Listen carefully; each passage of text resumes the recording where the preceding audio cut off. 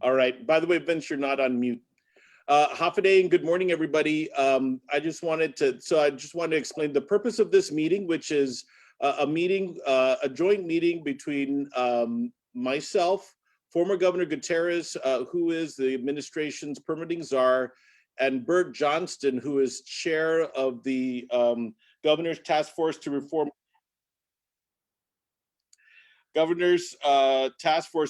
Government Permitting Procedures, is being made to really also for the public benefit, to try and give our public an update on the efforts of our administration to implement the task force report. Now, a final report was issued on August 1st, 2019. And since then, the Director of Revenue and Taxation, Daphne Shimizu, and the Director of Public Works, Vince Ariola, have been leading a team of government agencies and personnel to implement various task force recommendations. So the purpose of this meeting is to update Governor Gutierrez, the task force, and our administration with the efforts to implement the task force.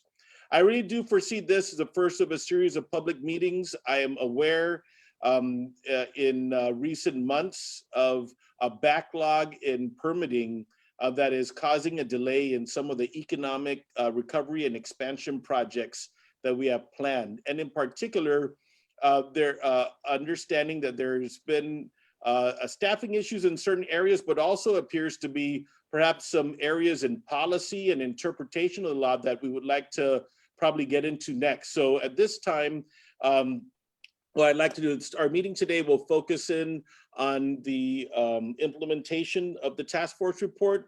We will have another meeting in which we'll be able to discuss some of the findings that Governor Gutierrez and his team have been making and finding in analyzing certain high-profile public projects that are meant to either address public recreation, address expanding the economy, and see what other areas we can bring to attention and try and resolve. And so there is a desire for all of us to improve a longstanding situation on Guam where we do have a large number of statutory responsibilities, but we also have a large number of areas where we believe there could be progress in making the permitting program more responsive to the people of Guam, including private landowners, and of course, people in the private sector. And I just have to say, I think Governor Gutierrez also has his experience in going out and meeting business groups, people that are involved in the recovery task forces over at GITA, and just heads of the different business associations. We are hearing, some of the frustrations that are happening with regards to the time and speed of the government's responsiveness to the permitting application. So this first round, I think we'll be able to see how much time we're going to make up by implementing some of the task force recommendations. But I think there are more that are being captured with all the experience of these projects that we need to definitely address. So Governor Gutierrez, did you have any comments before what I'll do is I'll recognize you, then Mr. Johnston, then to Daphne. No, I think you pretty much covered exactly also what we had been doing on our side, but I would certainly like to hear from Bert because I hadn't heard from him in his report before. Great. And Bert, do you have any introductory comments? Well, the thing is, several years ago when you put the task force together, you gave us a good team, and there was 5 of us that worked on this. We took the time to talk to the different regulatory agencies, both the management and the staff level, about what was going on to try to understand that. But at the same time, because the staff members were closer to the problem than anything else, we asked them, if they had an opportunity to change the system, how would they change it? And a lot of those comments found their way into the report. Some of them had said, well, we don't have real standing in this. And so they didn't think it was going to go very far. So, well, let us be the conduit of getting this comment into the attention of the administration, and that's what we did. So a lot of the stuff that was there wasn't rocket science, it wasn't new, but it was coming from the mouths of the people that were behind the counter. And I think they've appreciated that. Great. And just, I think one of the good things too is Patrick Sherman, who is a member of the task force, he's present, is also actively working with Governor Gutierrez in his outreach efforts and in the analysis of all these projects. So I think that's going to help. So, all right, I will now recognize Director Daphne Shimizu from Rev Tax. Happy day. Thanks so much, Lieutenant Governor, and good morning to you, and good morning to Governor Gutierrez, and of course to the members of the task force. I want to thank you for your time this morning. This morning we will be providing an update. Both Director Arreola and I have presentations that we'll be sharing. So with regards to the Business License Permit Center, of course, we have a bit of a presentation. If you'll please move to the next screen, Crystal. Thank you. Just to provide a little bit of an update, and I apologize, we had a bit of issues with regards to, we had some technical issues. So just to provide some background, which I'm sure that the task force is aware of, but which of course, we wanted to make sure we share with the public, is that the Governor's Task Force to Reform Government Procedures was established by Executive Order 2019-04 that was issued in February 2019. Shortly after the task force was created, then Lieutenant Governor Tenorio convened the task force and appointed members. And the members of the task force were Dr. Bruce Johnson, who is the task force chair, Patrick Sherman, Janae Guerrero, Jesse Garcia, Denise Mendiola, Dr. John Rivera, and Dr. Ricky Hernandez. And of course, the goal of the task force was to identify opportunities for reform and to help foster a business-friendly environment in the community. And as required by the executive order, the task force issued their final report on August 1st, 2019. And if you'll go to the next slide, Crystal, please. So just to, again, provide a little bit of background, the task force had several meetings with the agencies that are involved in the business license and building permit process. And those agencies include Guam EPA, GPA, GWA, the Department of Public Health and Social Services, the Department of Revenue and Taxation, the Department of Land Management, the Guam Fire Department, the Guam Department of Parks and Recreation State Historic Preservation Office, the Guam Department of Agriculture, and the Guam Department of Public Works. Next slide, please. And some important items that I wanted to share from the task force report. The task force in their reports did state that the one-stop center, which is now called the Business License and Permit Center, or BLPC, should remain until an alternative improved application processing system is adopted and effectively replaces it. And this, I believe, was an important comment to include in our presentation because, of course, the task force report comments and the comments from our various teams of our agency were based on the structure of the BLPC as it existed. And of course, that the recommendations provided by the task force, they were a culmination of very high level perspective on the processes. And, of course, there was some need for us to, dive into the task force recommendations a little bit more deeper to determine, of course, the pragmatic application or implementation for these items. Please, next slide, please. The task force recommendations were broken down into 3 basic categories. There were immediate, which is 0 to 6 months from report issuance, intermediate, which is 6 to 24 months from report issuance, and long-term, which is 24 to 48 months from report issuance. And the task force altogether had provided a total of almost 30 recommendations. There were certain general recommendations that were provided, as well as specific building permit recommendations and specific business license and sanitary permit recommendations. Next slide, please.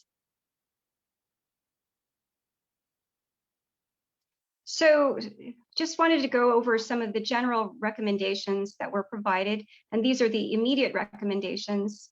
Well, the first one was to restore the OSC, which is again now called the BLPC, to include the SBDC in the one-stop center, to develop and implement an applicant education campaign after agency processes are updated, to convert all physical forms to a uniform digital fillable format and provide applicant access, to require regular recurring employee competency-based training on standards and mandates, codes of conduct, and customer service techniques, and to require all agencies to establish process flowcharts and measurable standards used in their review process. Next slide.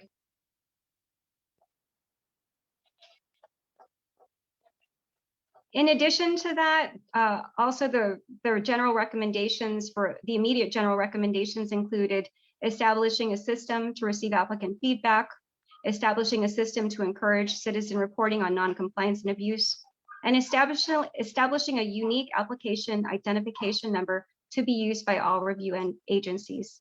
Next slide, please. In the intermediate recommendations section that was provided for in the report, the task force recommended establishing a third-party case management arrangement for applicants, establishing a concurrent review procedure process, Diet Coke? reviewing. One moment, Daphne. Governor, you need to go on mute.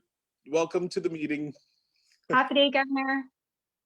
If you'll go back to the slide before.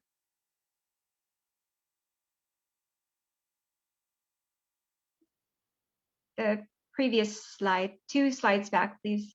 And thank you so much, Crystal, for doing this.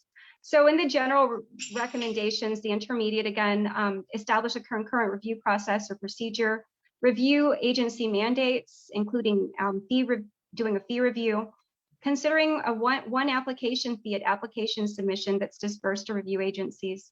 Next slide, please.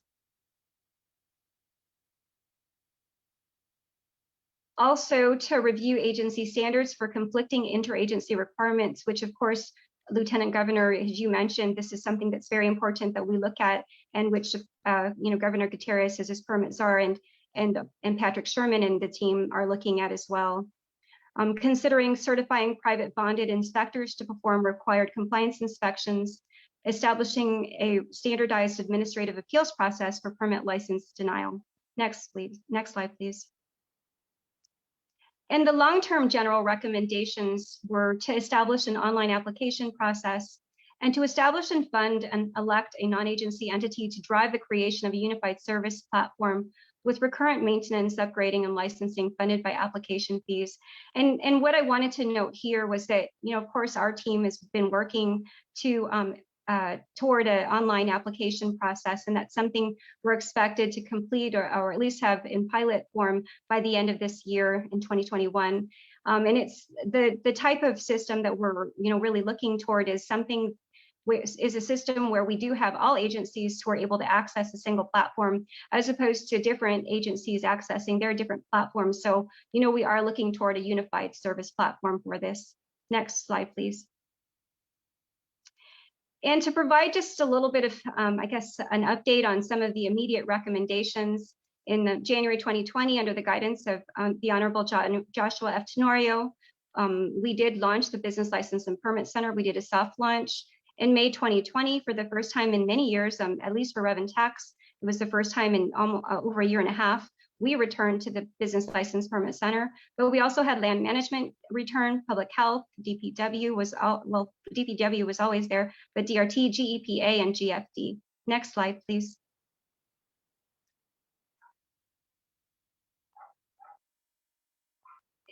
So in addition to establishing or reestablishing or restoring the one-stop center, we, DPW did work to establish a permit app process and checklist.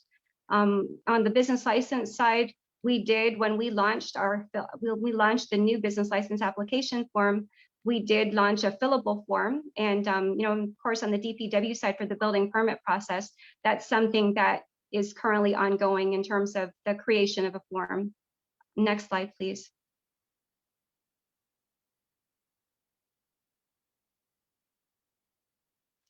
Regarding process flowcharts, these are things that our team also had been able to work on. We were able to complete a basic business license process flow. DPW also has a pretty intricate building permit process flow that's been completed.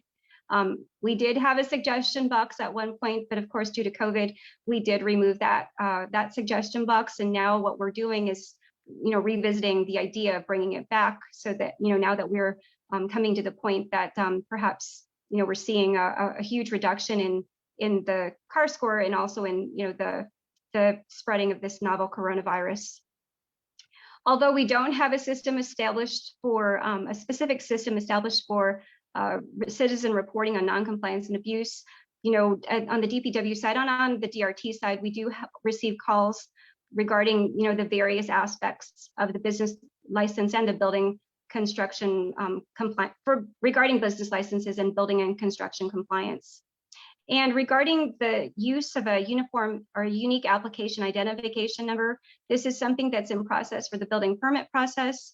But for the business license side, when we did launch the new business license application back in September 2020, at that point, we did begin to assign what we're calling a uniform business license number.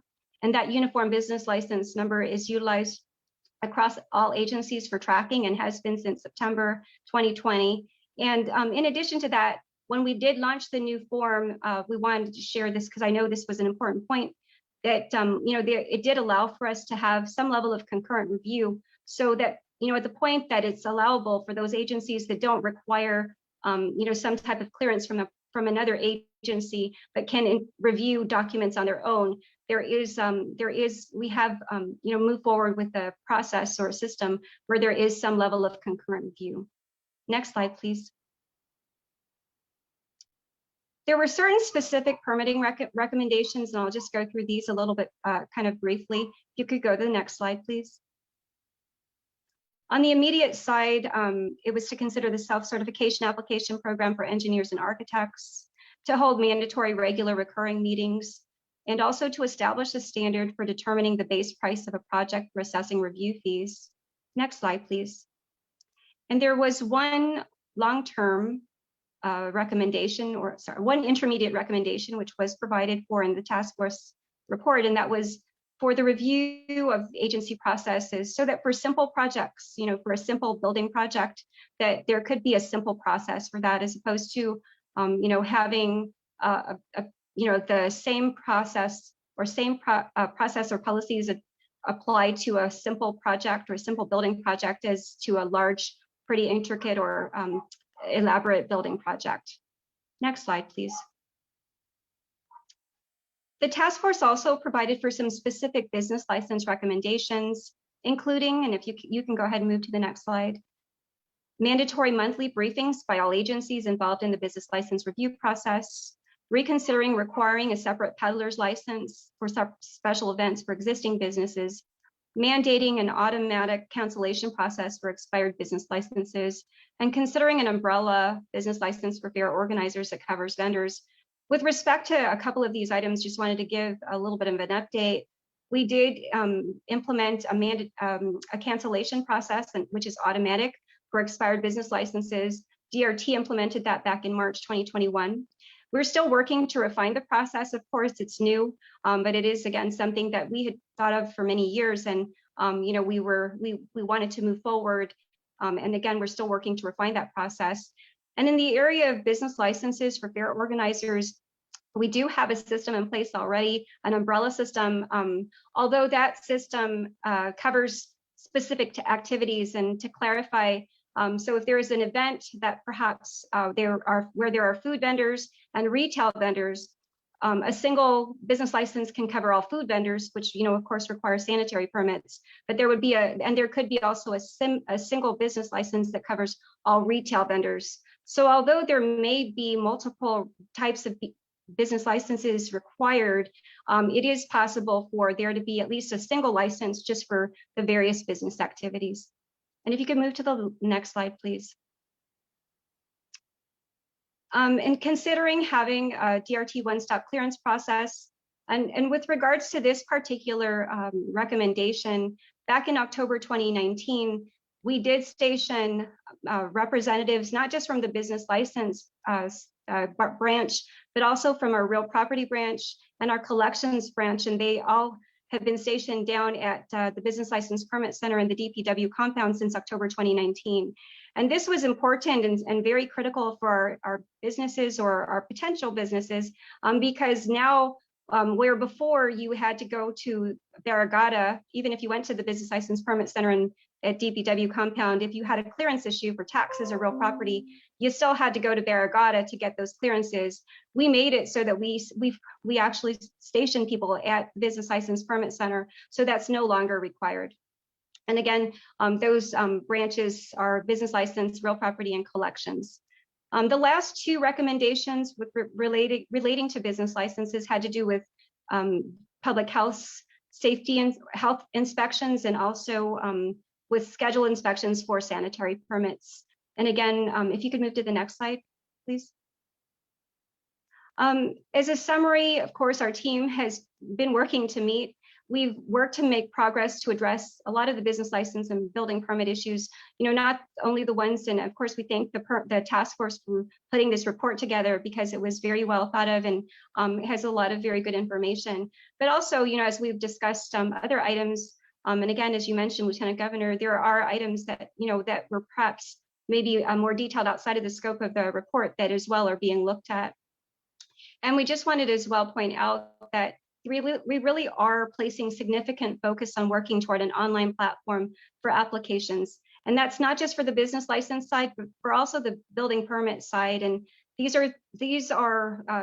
is just really the next step to help reduce face-to-face contact, which also will help to process or to reduce process time because it'll allow for concurrent review.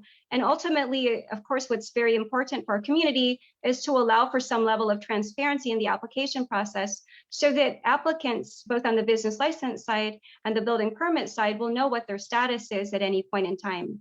And again, that's a huge focus, and that's really where a lot of our energies are being focused at this time. And with that, if you could just go to the next slide. Clarify, Daphne, that means that currently there is, I know that our administration has secured federal funds from U.S. Department of Interior to basically acquire an online permitting system that I know that you and others are, but is it fair to say that the process has started already for the acquisition of such a system? Yes, so we're, of course, we're working to finalize, the details of procurement so that we can move forward with it. And our team actually has been moving as quickly as possible on that in conjunction with the State Clearinghouse, of course, because, that is, and we want to thank Stephanie Flores at the State Clearinghouse for working on getting and securing the funding for this, because again, this is a huge, important project for us and for our people. And if you could move to the last slide. I just want to again say Sujus Maasi to you again, Lieutenant Governor, Governor Leon Guerrero and Governor Gutierrez, and also to the task force for their hard work to put this together. And with that, I will now hand the floor over to Director Ariola, as I know he has his own presentation. Thank you.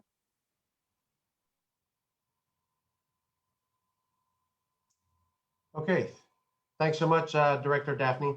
Good morning, Governor Leon Guerrero, Lieutenant Governor Josh Shinoyo, and Governor Gutierrez. Good morning. When Daphne and I talked about this presentation, I said, I prefer to just focus on what we believe are the two main issues facing us here at Building Permits. And one I believe is the ongoing process. Number two is the interpretation of all the building laws, rules, regulations, and the building codes that we have before us. So I think if we tackle those two issues, I think we're gonna see a lot better efficiency in terms of processing building permit applications. Go ahead, next slide, please. This, in terms of the electronic building permit process, we believe that COVID last year really pushed us along and basically forced us, in addition to, of course, the task force recommendations, it really forced us to move faster in taking a look and applying this online building permit process. In essence, when we looked at our staff, we said, you know, if COVID continues, we're going to have to find a way to process building permits without seeing people face to face. And so that moved us a lot faster. That pushed us a lot faster to look at our processes and find a way to get it online.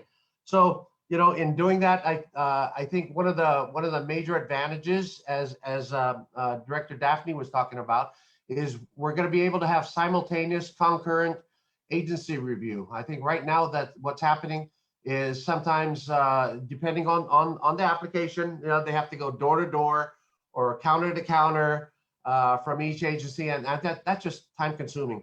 And like I told staff and the task force, we're in the year 2021. You know, most if not all the application process should be done online. So, you know, we're looking to have online application approval, plan check also, simultaneous review by these departments here. I left a few out, but these are the majority of the departments. We also have the appeals board, the contractors license board, DRT, GWA, and GPA as well. That'll be doing a review as well. But that's really the plan, and I'll go into further detail as to how we look at this working. Go ahead. Next slide, please. Again, we already know that you know, it's exciting to build, especially for homes or commercial businesses. And there's probably nothing worse than getting all your plans together, getting all your land ready, doing the civil work, and then you come to the government and they just put a halt to you because of, it could be bureaucracy or lack of interpreting the laws, or just, you know, just general delays. And we certainly don't want that, because we look at ourselves here, not just at DPW or the government in general, that we are a catalyst for construction here in Guam. Any slowdown in our area of operations translates to slowdown in construction industry in Guam, and we just can't have that. So again, in terms of having an online application process, you know, the customer is going to be able to apply at their convenience, and the customer could be the owner and or the contractor. They're going to be able to track their permit as it goes through the process simultaneously at any of the agencies I just mentioned. And of course, all the agencies will be consolidated and review the building plans at the same time. And we believe this is gonna be bring a lot of efficiency and cost savings to both the customer and the government. Next slide, please. Okay, this is the current process right now that we have. This is the manual current day process. I'm not going to go through it because by the end we'll all be confused. And so this just kind of gives you an idea of where everything goes, what you'll see the agencies to the left that are involved. But it's a lengthy process. In going to an online process, we're looking to really streamline this and get it all done at the same time. Okay, next slide, please.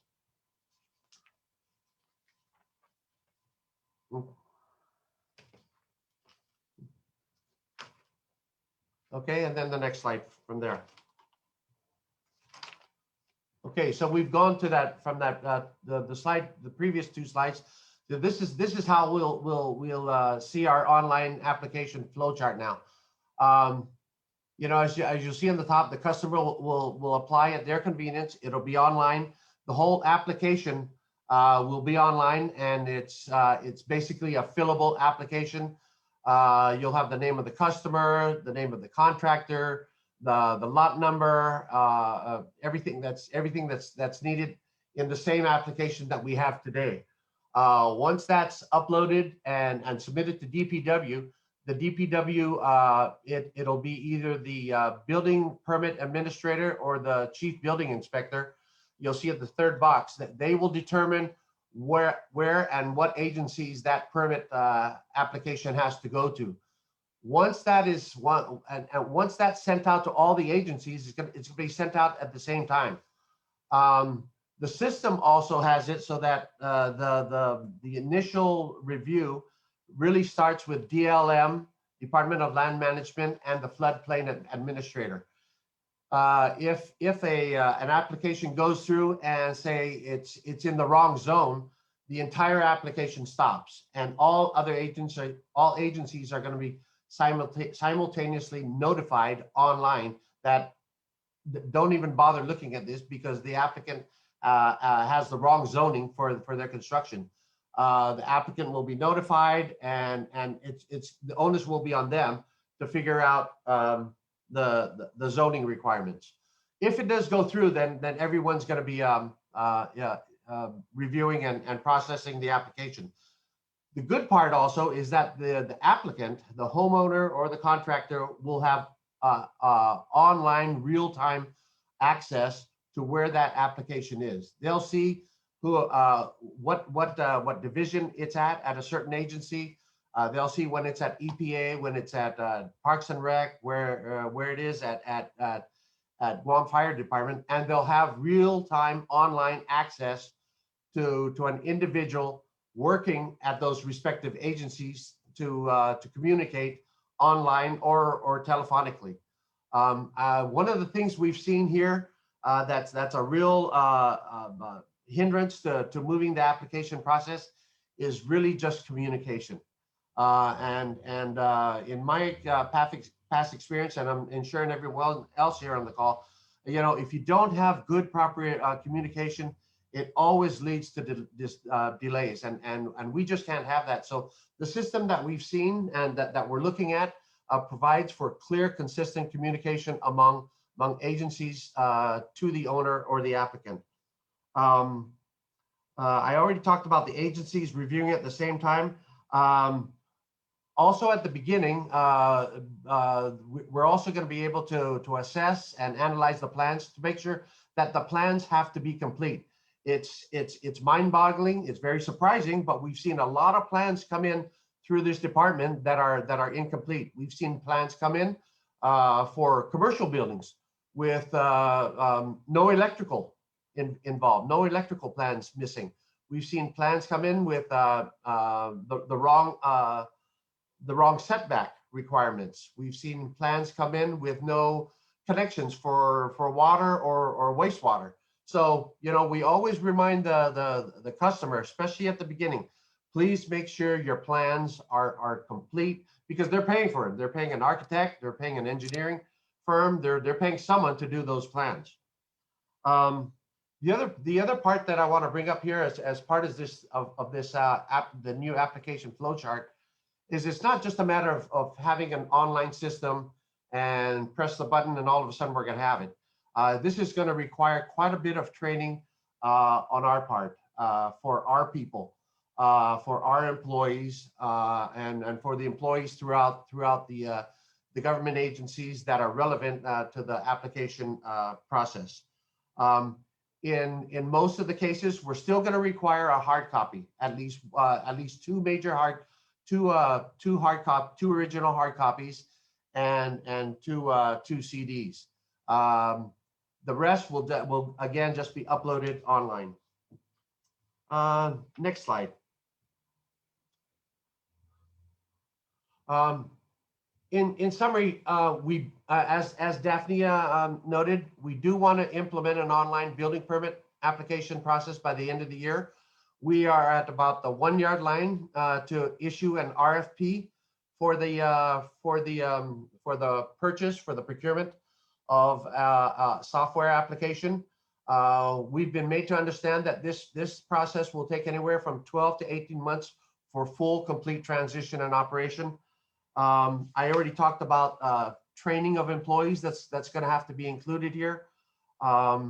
I already talked about, I think in the meantime, as we're doing this, once we get the RFP out, we're going to tackle the process of getting the right interpretation of the laws, the rules, and the applications. And we've been working really closely with Governor Gutierrez, your representative Pat Sherman.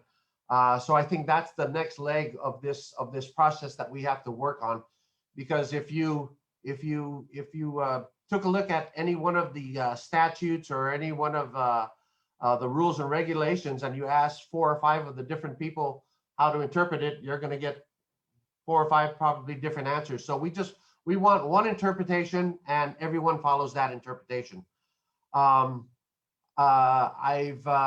didn't mention this, but we have taken a look at 2 prototype online software applications, and both will suit our needs perfectly. The market is out there. I think Bert mentioned earlier, this is not rocket science that we're looking at. We know this works in other counties, in other jurisdictions, and we know it can work on Guam. So we're really excited for this, Governor. We certainly want to get it implemented here at DPW and throughout the government of Guam. And it's something that I think the public can be really proud of us implementing this type of new system. That's all I have, and Daphne and I are ready to handle any questions if we've got any questions. All right, and so what we'll do is we'll have a discussion amongst the direct participants, and then we'll reserve the last few minutes at the end of the hour for any media inquiries. All right, so of course, Governor, we defer to you to any comments, and of course, looking for a reaction from our task force chair, Bert Johnson, also. But Governor? Yes, thank you.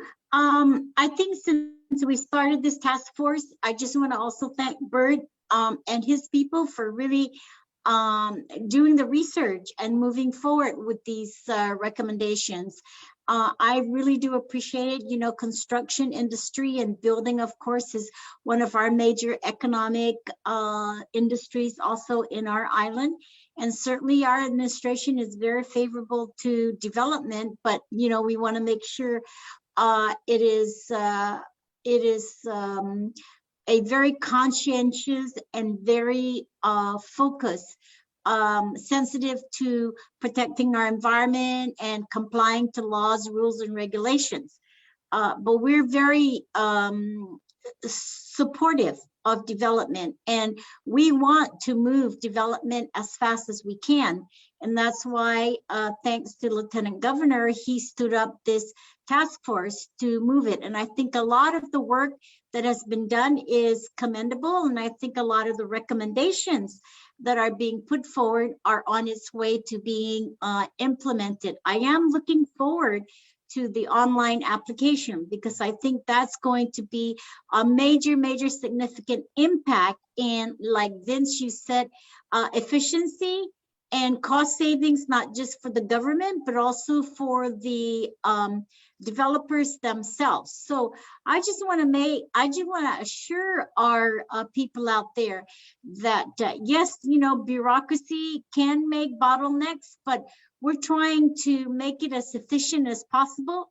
And like Vince said, we're trying to also streamline rules and regulations, but we still need those rules and regulations, and we still need to comply, because it all goes down to the safety of the individual. When you build a building, you want to make sure it's a building that is safe for our people and our customers and our families and so forth. So I just want to thank everybody and look forward to really moving things a lot quicker and much more streamlined process. So thank you.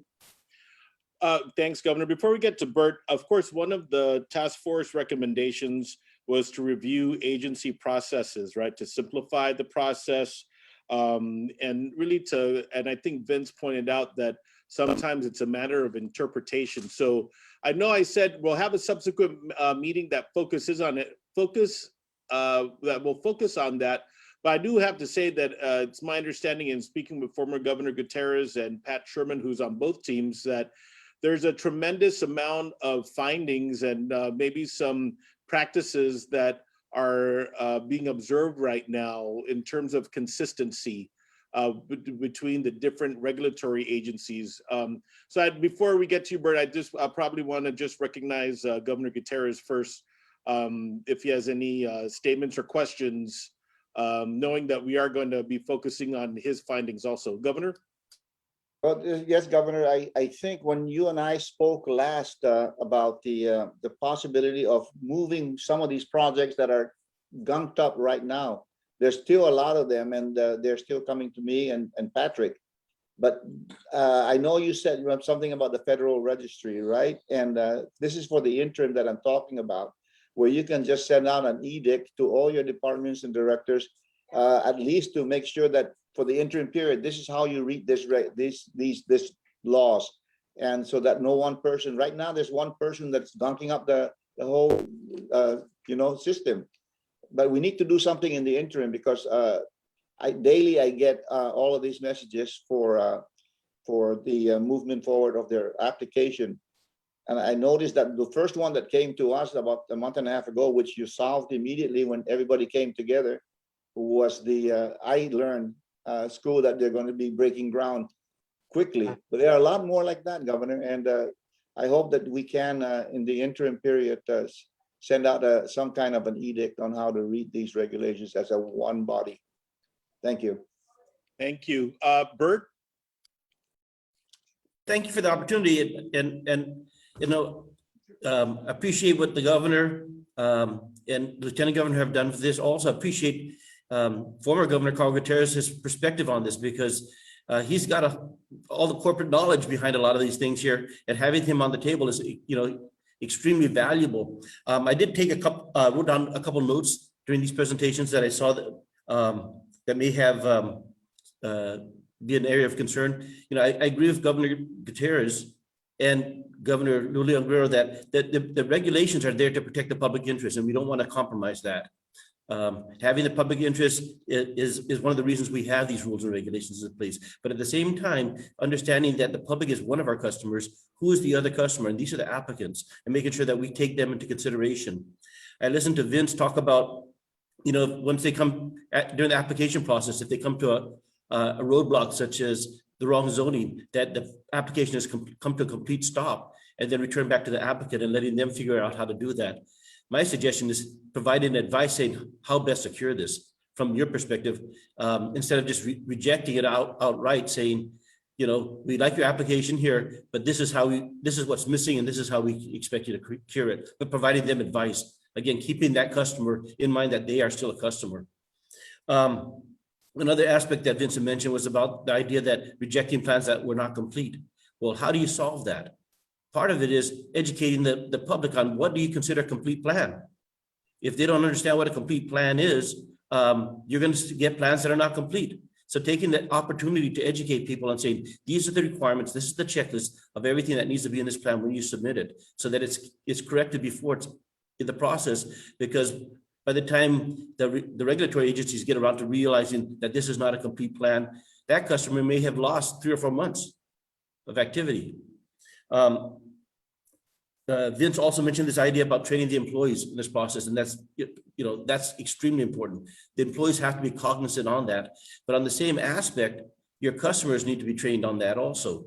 And so after you've gone through the training of training the employees on how to run the system, developing a video, put on YouTube or something, where you train applicants on this is the way we expect you to apply, so that they don't have to go through the learning process without, and getting rejected because they didn't understand the process.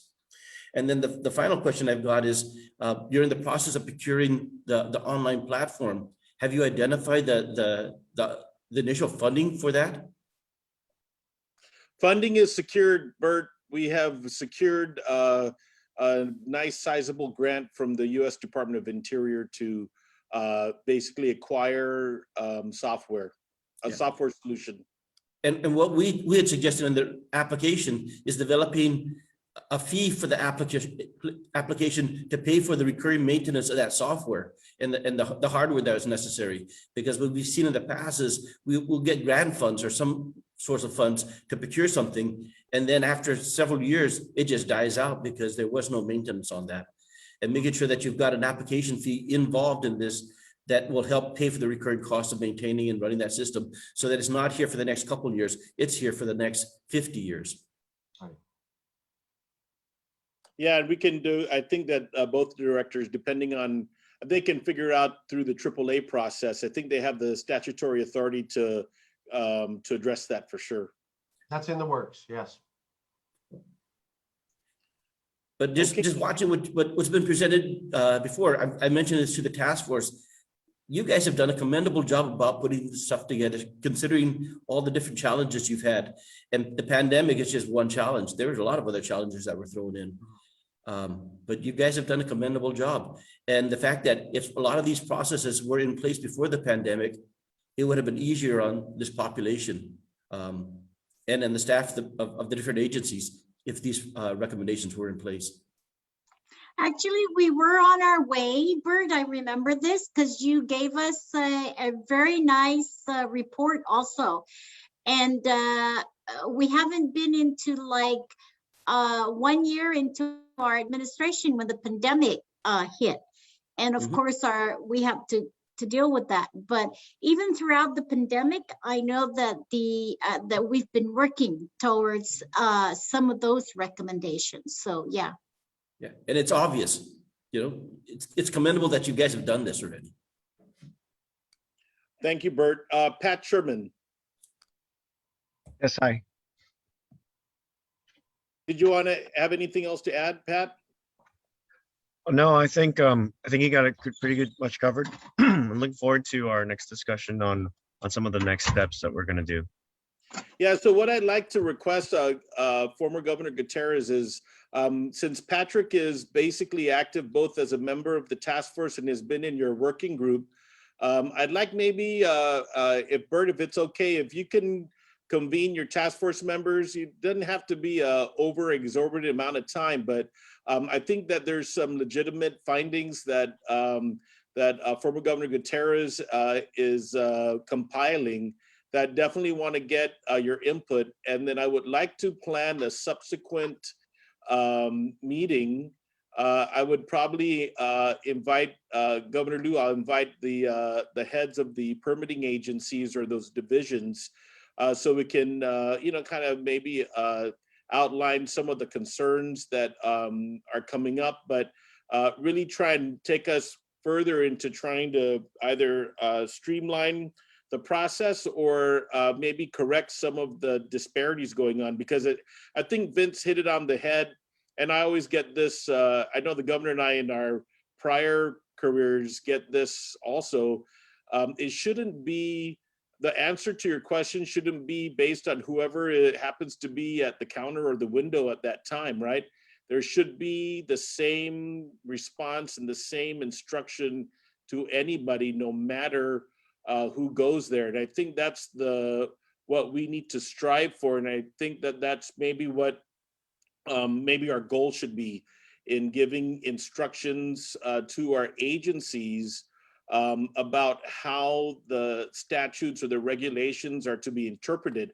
Because we also have dozens of AG's opinions, court cases even in the past that kind of gives us that direction. And I'm thinking that that also can inform some of this, because there have been some complaints I also have received from folks from the chambers about inconsistency in the application of the regulatory authority. And I think that that's something that we need to resolve as a matter of fairness for not only the applicants, but also based on our statutory responsibility to protect the natural resources of Guam. So I think maybe if I can compel you to maybe convene a quick meeting with the task force, and I think former Governor Gutierrez, we can have Pat in his lead, but to share some of the findings in advance of us reviewing this and trying to resolve those things. Because I do have to say, Governor Liu has been saying this, we're rather urgent in our need to streamline this to basically prepare for what I believe is going to be a boom that is going to be happening as soon as this pandemic is behind us. I know Governor Gutierrez has been saying that the behavior of our source markets, they want to come. It's just a matter of time with all of the safety protocols, and now with the progress we're making with the quarantine and vaccination, those are going to be coming in. So the pipeline for that, including the desire for the private property owners to build, this is the time for us to be addressing this. All right, so we have a few more minutes, and I'll go ahead and open up the floor to questions from the media partners that are here. If there are any questions? Good morning. Hi, Heidi, go ahead. Just one question, Lieutenant Governor. Which agencies will be able to simultaneously or concurrently review applications? So I guess Daphne and Vince, that would be question to you. I'll take that, Lieutenant Governor. Yes, Haiti. It'll be all the agencies that are involved in the permitting process, both for building permits and or for business license. Everyone will, all agencies will have a direct line to the software, and those would, as like on the building permit, it would be DPW, Land Management, Guam Fire, GEPA, Environmental Protection, Department of Agriculture, Department of Parks and Rec, Public Health, Social Services, the Appeals Board, Contractors License Board. In some cases, it would be Revenue and Tax, and of course, GPA and GWA. And on the business license side, to clarify, what happens is land management is generally the first agency, both on, I think, on the business license side and the building permit side. And without land management's approval, usually the application on the business license side can't move forward. So that particular agency's approval is actually, the other agency approval is kind of incumbent or dependent on land management first. So for Rev and Tax and the business license side, we receive the document or the application, it will go to land management first. After land management, then, you know, usually it's GFD, DPW, and also public health if it's needed. Then we go ahead and the concurrent review will happen for those agencies after land management's done. And then after that, again, it'll come back to Rev and Tax. But for a simple business license, that requires just GFD, land management, DPW, and also public health. First we'll go to land management, and then concurrent review will happen after it hits land management, and it goes to DPW, GFD, and also public health if needed. Thank you, Heidi. Thank you. Jerry? No questions from PNC, LT. Thank you. And Jackson from PDN? No questions. Thank you very much. All right. Can I Okay. have As a one final more? note, oh, Heidi, go ahead. Is there any update on the backlog of permit applications? You know what? Anybody want to take that on? I think there's several backlogs, right? Depending on the agency. Vince? Yeah, we do have a few delays, and most of those are on the environmental side or on the SHPO side, and so we're trying to resolve those with the agencies that are involved as well, and so that's basically where they stand. Most of them in terms of like fire, the civil work, or the actual plans here at DPW, those kind of go through pretty smooth. But we have a couple that are stuck either at EPA or at Parks and Rec, and we're trying to resolve that as quickly as possible. I think there was a mention in the beginning of the meeting that personnel shortage is being addressed. So since the recommendation of 2019, has there been hiring of needed professionals? I know here at DPW we've hired 2 additional inspectors, and we are in the process because we lost a couple engineers. We've got a call out right now. There's openings and hirings right now for engineers. So we're filling the positions. I'm not sure about the other agencies, but I know DLM is very fast in issuing their results, their responses for applications. I don't know about the other agencies, but we as the governor and lieutenant governor had mentioned earlier, we take it kind of like on a case by case basis. We look at what's being held up and we start making calls to see what we can do to move the process along, because as I mentioned earlier, the government, DPW, and all the relevant agencies, we are a catalyst for construction here in Guam. If any delays on our part equal delays in construction, and construction is it's booming here in Guam right now. We want it to continue. I have instructed our cabinet members to review their staffing personnel and resources, not just in particular for permitting, but for overall improvement of public services to our people. And I know various agencies have submitted their request for increased personnel. So I know Parks and Recs and EPA and others have submitted their requests.